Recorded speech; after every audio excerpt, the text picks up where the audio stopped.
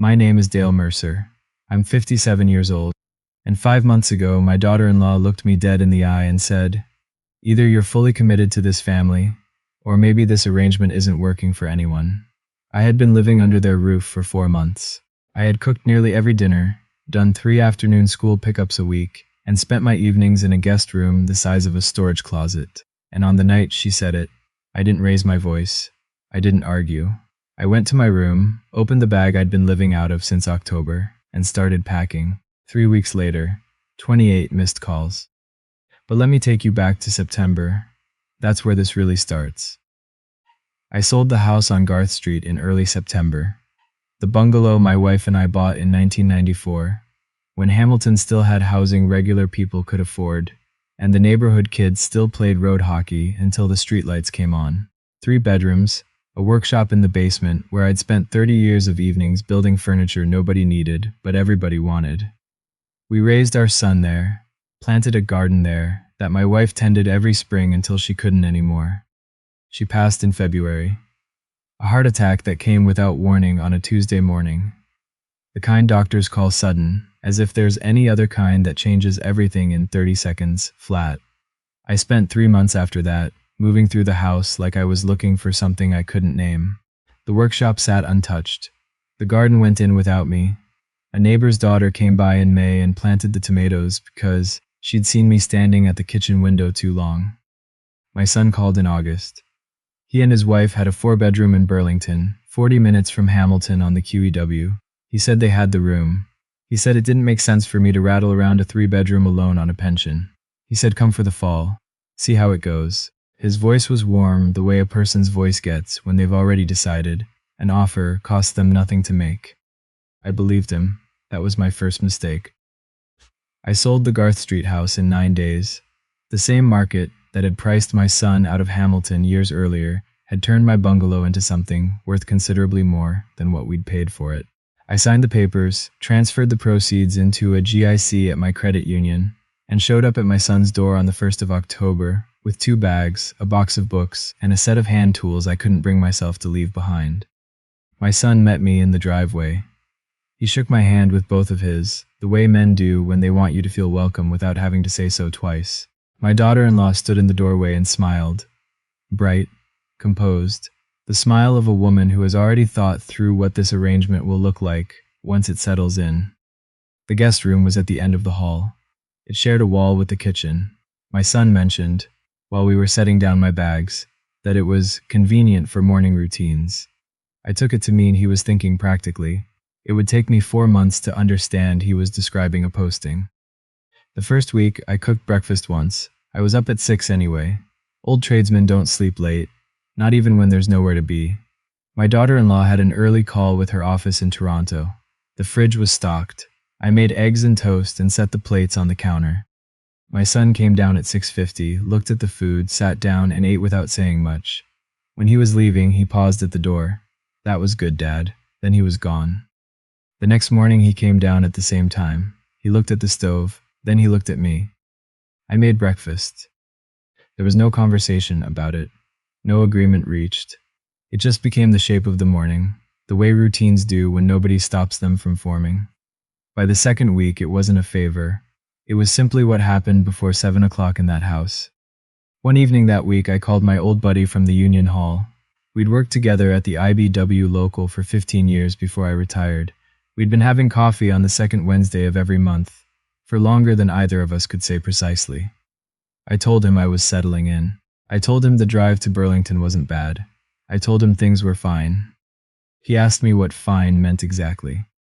I didn't have a good answer for that. The first weekend, my son and my daughter-in-law had his colleagues over for dinner. She found me in the kitchen at noon. She asked casually if I could pull something together for the evening. Maybe a pasta, something easy. 8 people, she said. I knew how to cook for a crowd. I'd fed the whole crew at the Union Hall picnic for 15 years running. I said sure. 11 showed up. I was pulling pasta out of the pot when the doorbell rang for the 4th time. I stretched what I had, added a second salad, put more bread in the oven.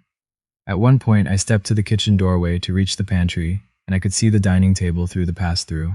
11 chairs, none of them empty. I went back to the kitchen and stayed there. Later, one of my son's colleagues came to refill his drink. He looked at the spread and said, "This is incredible. Who made all this?" My son's voice carried from the other room, easy and proud. "My dad, he loves being in the kitchen. He loves it." I was 4 feet away. He didn't look over. That sentence stayed with me longer than I expected. By November, the school pickups had been added to my week. My son and my daughter-in-law both commuted to Toronto on the GO train 3 days a week. The kids got out of school at 3:15. It started with one Tuesday. My daughter-in-law mentioned at breakfast that her meeting was running long. Could I do pickup? I did it. Then pickup became assumed. By mid-November, I was doing it Tuesday, Wednesday, and Thursday, without anyone confirming it, because confirming it would have meant having a conversation about whether I'd agreed to it in the first place. I hadn't, but nobody asked. There's a curling club in Burlington I'd looked up before I moved. I'd curled most of my adult life, first with the Hamilton Club, then a mixed league after I retired. The Thursday night league had a spot open. I went to the first session and it was exactly what I needed.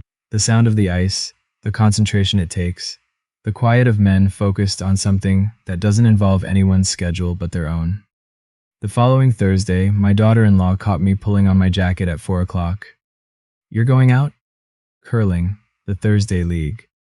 She tilted her head the way she did when something wasn't landing. "I have a work thing tonight, and your son has his hockey. I assumed you'd be home for dinner." I looked at her. Was that something we'd talked about? She gave me a patient smile that wasn't quite patient. I just thought it made sense. I put the jacket down.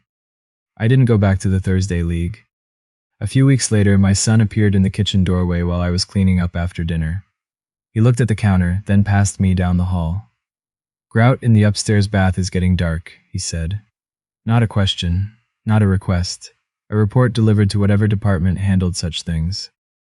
I had spent 15 years on job sites reading rooms, and I recognized, standing at that sink, the specific dynamic of a person who has decided that you work for them. I'd seen it in clients who confused a skilled tradesman with a service they hadn't had to hire. The grout comment was not different in kind from a note left on a supervisor's desk. I turned back to the sink. I stood there a while longer than the cleaning required. The promotion came in January. My son worked in logistics for a company managing warehouse contracts across southern Ontario. He'd been angling for the regional operations role for 2 years. When it came through, he walked in at 6:30, wearing the particular look of a man who has been holding good news since noon and is ready to spend it. My daughter-in-law threw her arms around him in the entryway. It was genuine. I could see that clearly. And watching them, I felt the specific, complicated ache of seeing your son celebrated the way you'd always hoped he would be. My son suggested a dinner party. Saturday, 14 guests, colleagues, his new manager, a few friends, something that said he had arrived. My daughter-in-law turned to me before the sentence was out of his mouth. "You'll handle the dinner, right? You're such a good cook." I set down what I was holding. "What does handling the dinner look like?" She blinked. "Cook it. And I'll be eating with the guests." The small pause that followed told me everything.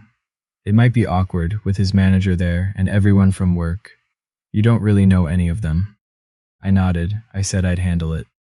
But something had shifted in me as I said the words. Quiet and absolute. The way things shift when a patience finally reaches its actual edge.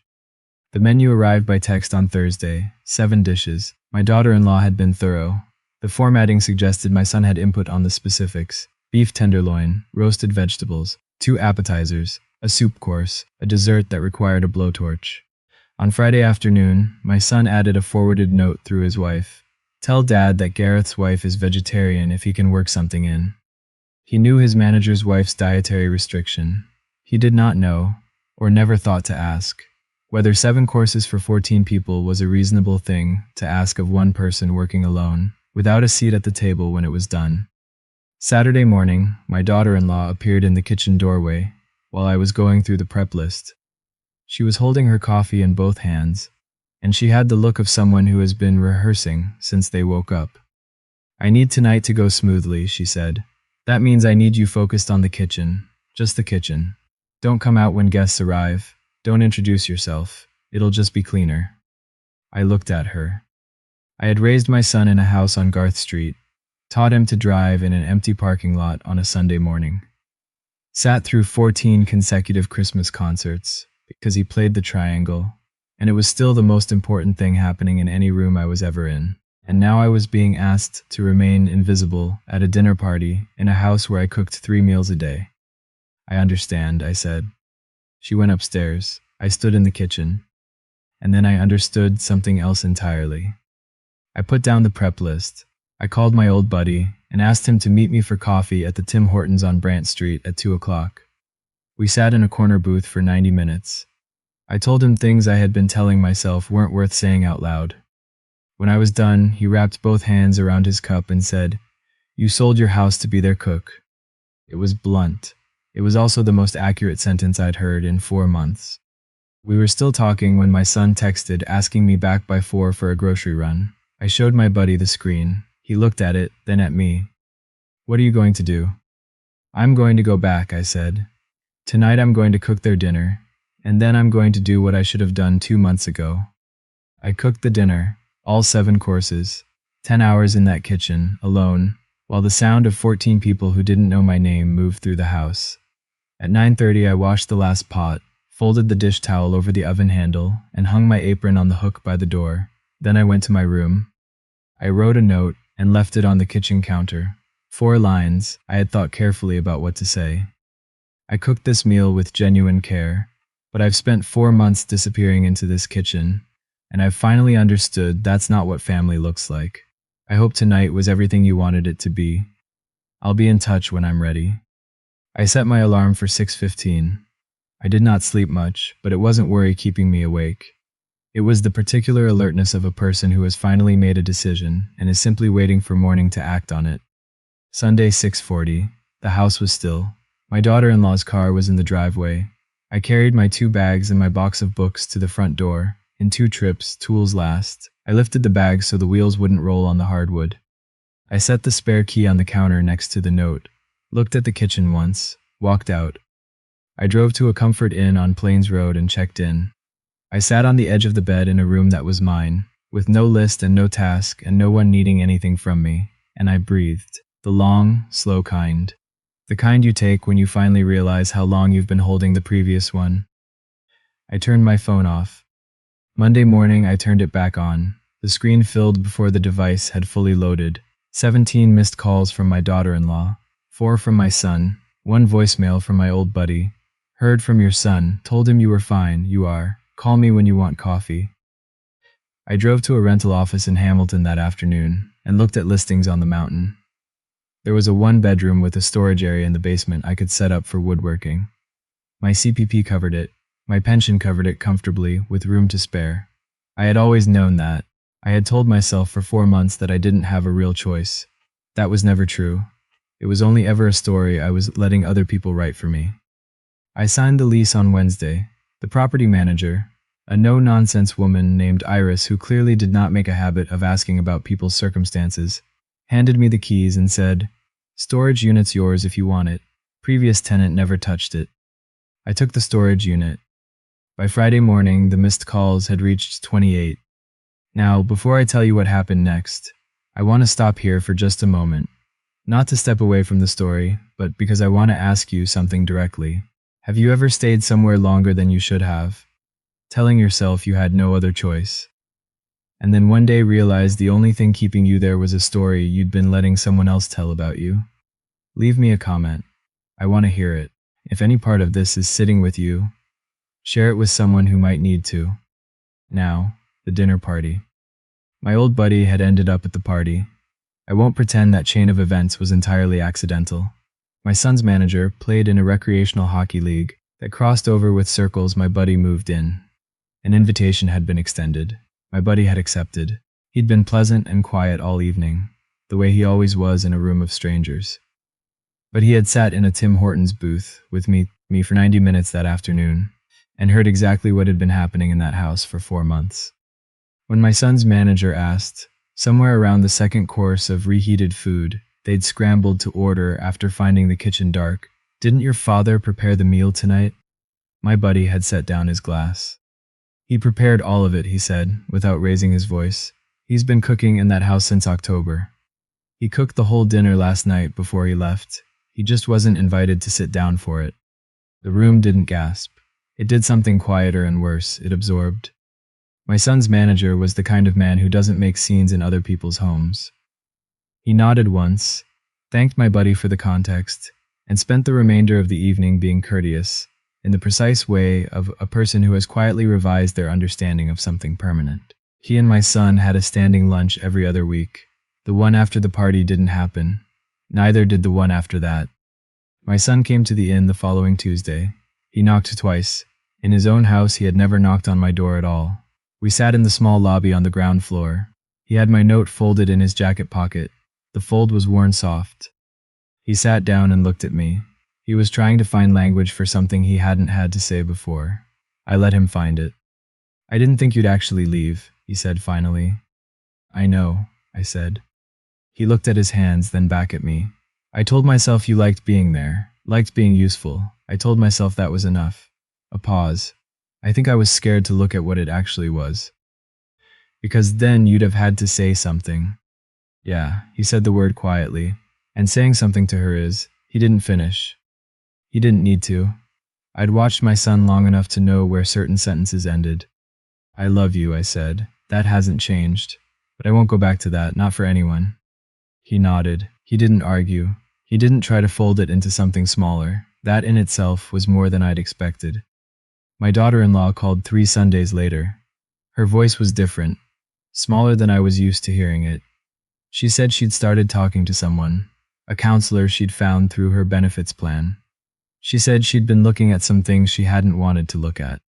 I told her I was glad. I meant it without condition. "Did you know," she asked, "before you left, did you know it would go this way?" I thought about it honestly. "No," I said. "I just knew I couldn't stay." A breath on her end, then quieter. I think that took more courage than I understood. I was standing in my kitchen on the mountain, looking out at the street below. The November cold had the particular quality Hamilton gets when the lake effect finally settles in for the season. My toolbox was in the basement. The workbench was cleared and waiting. It didn't feel like courage, I told her. It felt like the only honest thing left to do. "I want to stop here and ask you something, and I want you to think about it honestly before you answer. Leave it in the comments. If you were in my position, the moment my daughter-in-law handed me that ultimatum, would you have stayed or would you have packed?" There's no wrong answer, but I think the one that comes to you first without thinking says something real. The Thursday night curling league still had a spot open. I called the club the Monday after I moved in, and the fellow who answered said there was a team short one since October. He said come Thursday, see if the fit was right. I walked in at 6:15. The ice was already prepped. 5 men standing around a scoreboard debating something loudly enough that whatever started the argument had already been forgotten. The skip, a retired school principal with a handshake that had opened 1,000 parent council meetings, looked up when I came through the door. "You the electrician from Hamilton?" "Retired," I said. He handed me a broom. "Good enough. We'll see how you throw." I laced my slider on, stepped to the hack, and looked down the sheet. The ice was clean and quiet in the way. Ice always is at the start of a game, before anyone's made a mark on it yet. I settled my weight, drew back, and released. The stone curved exactly where I'd meant to put it. "Not bad," the skip said. I didn't answer. I was already thinking about the next end. I was in it, not useful to anyone else's schedule, not filling a role someone had assigned me without asking, not managing someone else's idea of who I was supposed to be in that house. Just present, hands on the broom, mind on the ice. That was enough, more than enough.